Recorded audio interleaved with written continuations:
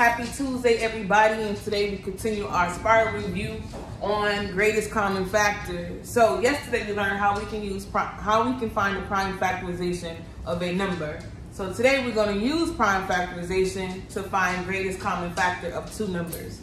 So for today, our essential question is, how do we use prime factorization? So I've abbreviated prime factorization with P and F to find GCF, and GCF stands for greatest common factor. Our two numbers that we're going to use today is 12 and 42. I'm going to show you how you can use prime factorization to find the greatest common factor of these two numbers, or any number for that matter.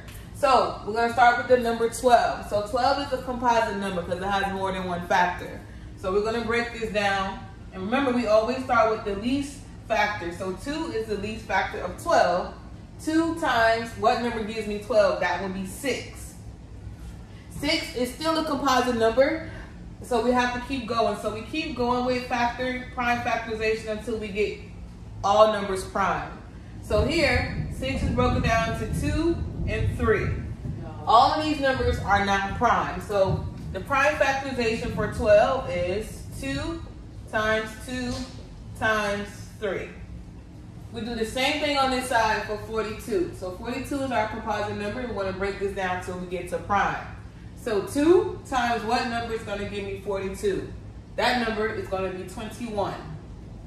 21 is a composite number, so we have to keep going. What two factors can we use to give us 21? That's 3 and 7. 3 and 7 are both prime, so we're done breaking down the number 42. So for 42, the prime factorization is 2 times 3 times 7. Now this is how you find out what the greatest common factor is. You take the same factors on each side and you multiply them together. So I have a 2 here, a 2 here, a 3 here, and a 3 here. So we don't use that additional 2, and then we don't use the 7. So I have 2 times 3, which is 6.